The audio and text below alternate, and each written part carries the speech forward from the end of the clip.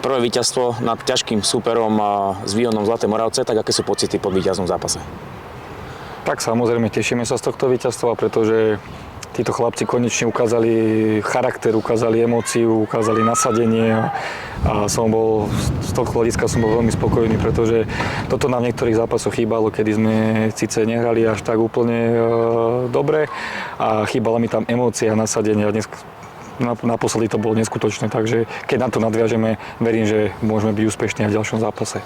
Toto nám v tej jarnej časti chýbalo, tá tímovosť, bojovnosť a možno veľa fanúšikov neverilo, že od úvodu zápasu sme boli proste konkurencieschopným tímom, vo veľa pasázach sme boli lepšie ako Zlaté Moravce a to určite nám pomôže v posledných 2 kolách.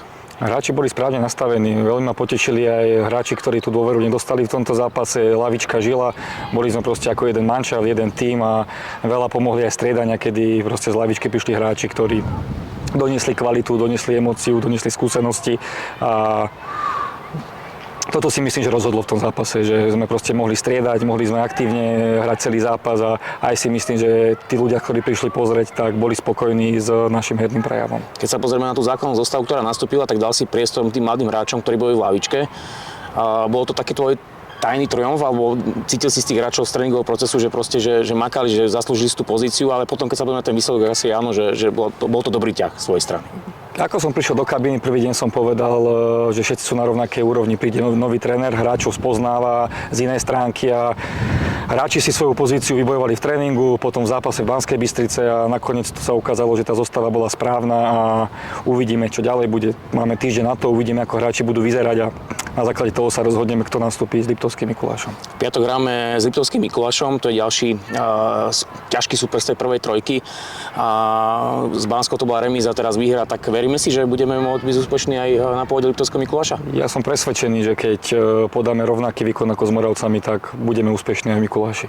Určite bude atraktívny súper. Ja si pamätám to prvý jesenný zápas, keď sme skoro vyhrávali 2-0 a potom sa prehrávali 2-3 a nakoniec to bola remíza 3-3, takže určite nás čaká atraktívny súper.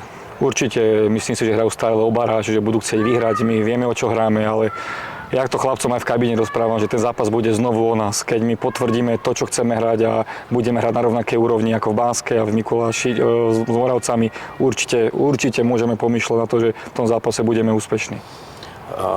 Víťazstvo nad Výhonom je to prvé v pozícii hlavného trénera, tak ako si to užil? Ako si to užil? Tak, to by som ani nevedel, keby si mi to teraz nepovedal, ale asi to tak je. Takže užili sme si ho všetci, ale nebol na to ani priestor.